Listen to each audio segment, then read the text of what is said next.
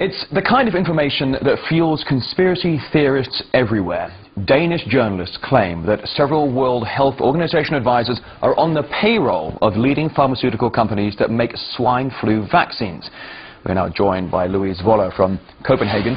She's a journalist at the Danish Daily Information newspaper and co-author of the report.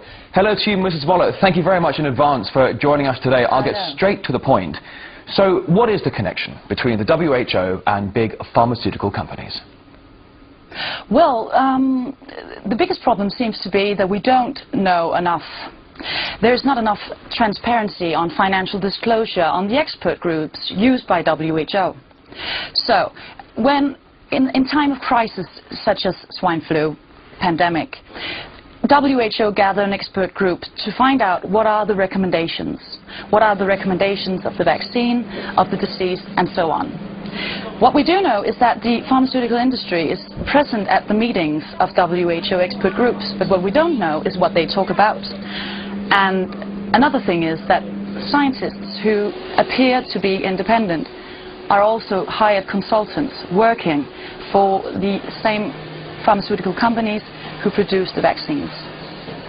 This is clearly an issue that needs to be taken care of. Right. Well, certainly this is a bit of a potentially touchy subject for not just the pharmaceutical companies, but for the WHO as well. I mean, how do you think the WHO will react to your report?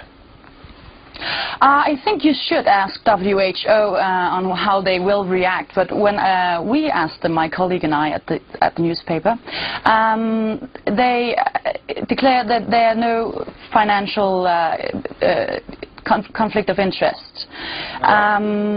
They will probably not publish the financial disclosures of the expert that they use unless there's some kind of pressure put on these expert groups. Are you suspicious of the fact that so much fear has been spread about this when many experts say this virus isn't necessarily any more dangerous than conventional flu? Well, I'm not really a scientist, and I don't know. I'm not know enough about swine flu to talk about swine flu. But what I think the original fear was that this virus would mutate in some way, which is, you know, reasonable doubts that it could. But if we look at the facts, the pandemic broke out 11th of June this year.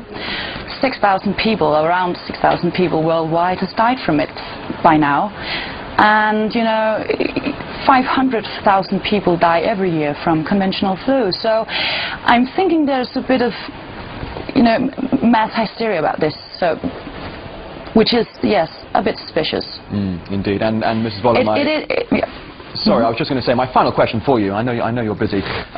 Is anything concrete being done to investigate these allegations? No, not currently, not at the moment. I don't think so. I think what needs to be done is that it has to be public what is going on in these meetings, what is going on in these expert groups. Who are the people working for WHO and who else are they working for? Indeed. And that was Louise Voller from the Danish Daily Information. Thank you very, very much for your time. That certainly is fascinating.